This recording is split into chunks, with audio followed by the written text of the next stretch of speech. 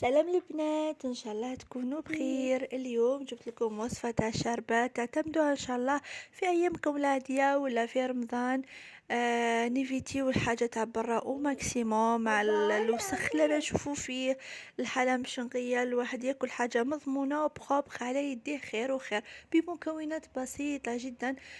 تقدروا ديروا كونتيتي كبيرة. انا للامانه خاطر الوصفه هذه كنت قاديتها من قبل وشتها بزاف في مواقع التواصل الاجتماعي في التيك توك، شتها في فيسبوك. كنت قريتها وحبيت نسيها.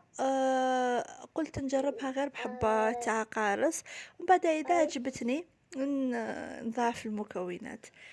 هيا جبت حبة تاع قارص، سكرفشتها مليح غير القشرة الفوقانية هذيك ما تلحقوش يا البنات القشرة البيضاء هذيك، خاطر من بعد تطلق لكم المرورية في الشربة تاعكم. ومن بعد جبت كاس غير اصبع تاع سكر.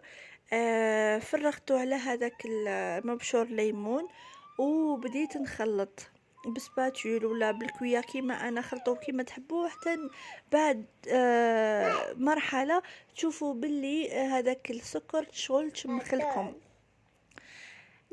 خاطر لوزاس ولا هذاك المبشور تاع الليمون هو اطلق الزيوت اللي فيه اللي خلات هذاك السكر يتشمخ، يعني طلقت الجو تاع السيترون. من بعد نجيبو علبة تاع ياغورت تاع سيترون ثاني، نفرغوها على هذوك المكونات، يعني مبشور تاع القارص والسكر، ونبداو نخلطو باش يذوب لنا هذاك السكر وباش تتجانس المكونات مليح. من بعد خليت هادو المكونات ورحت الحبة تاع القارص تاعي هذه كنت درتها في ماء سخون باش تليلي وكي ناصرها تطلق لي بزاف العصير تاعها، وخدمتها بيدي مليح. وما نحبش نستعمل البغا ميكسور ولا لا شوا في هذه المرحله. اللي ما عندوش العصاره يديرهم الله غالب. مي انا باش نيفيتي باش خاطر ما نقدرش ندير هذيك حبه تاع القارص كيما راهي، لازم نقشر لها هذيك القشره البيضاء باش ما تلقليش المروريه، ونزيد نقي لها العلف في كل وكلش. انا نجيب خفاغ ديريكتومون نعصرها في ديك العصاره، راح تبقى القشره البيضاء هذيك يروح غير العصير، وما تجوزليش هادوك العلف تاع القرص ثاني اللي كي نميكسيهم راح يطلقوا المروريه. كيما راكم تشوفوا بديت نعصرها وشوفوا العلف راهو يطيح غير من فوق برك ويهبط لي العصير، ونيفيتي القشره هذيك البيضه اللي راح تطلق لي المروريه. انا لهنايا كي عصرت هاد الحبه قلت لكم بعد ما خدمتها باش تطلق لي بزاف لوزاز، عطات لي نص كاس تاع قارص. هذاك النص الكاس هذاك رحت فرغته على الياغورت اللي كنا درناه مبشور القارص والسكر. رحت فرغته وبديت نخلط بلا فوي ولا تخلطوا بلا كوياغ كيما حبيتو، باش هذاك السكر اللي عندي يذوب لي بيان.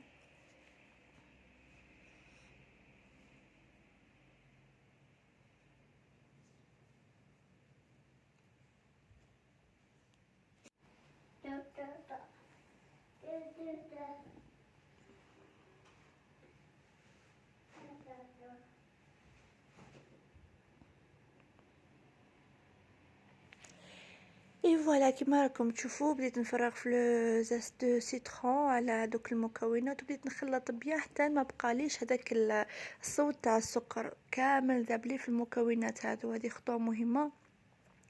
وكنت درت معاهم ملعقه تاع فاني بودر، ماشي سائله. جبت زعما هاد البغا ميكسور باش نميكسي بيه المكونات. وكي نزيد المراحل الجايه تاع الماء وكلش. ابخي لقيتو فاسد، بورطون ولا غير جديد ولا مارك مليحه وغالي. ابخي لقيت البغا فاسد، ايا طبعته دو كوتي ورحت جبت لا شوا. الله غالب بالرخيص يغلب الغالي.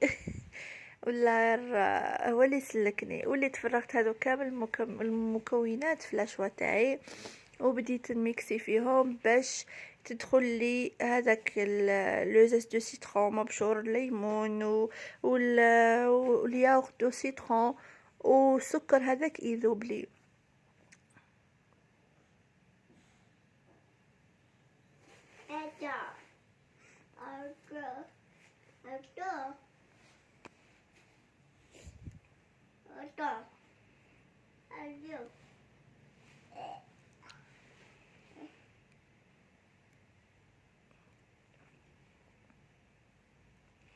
اي فوالا كي تخلطوا بيان رحت عاودت رجعتهم في البسينة الشهيرة تاعي الحمراء، ومن بعد كي فرغتهم عليها درت مغرفة كبيرة تاع ماكلة ما زهر، ودرت انا على حسب لوغو تاعكم، هذا شيء اختياري، تحبوا تزيدوا بعدا سكر ذوقوا وشوفوا، تحبوا تزيدوا سكر تحبوا ما تزيدوش كيما حبيتوا.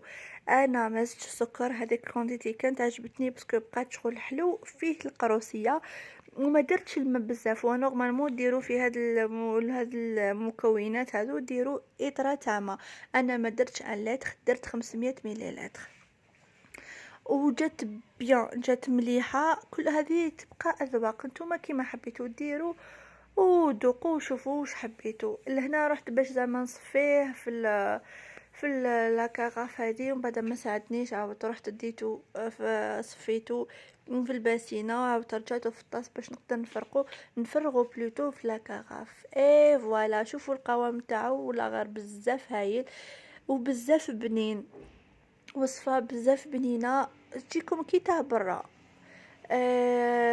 ماهيش خاسره اللي راح شغل ياغورت، وماهيش مايها شغل ما، جات كلش سوا لوغو بزاف بنين. ننصحكم بها هاد الوصفه، جربوها ورجعوا لي الخبر وماكمش رايحين تندموا.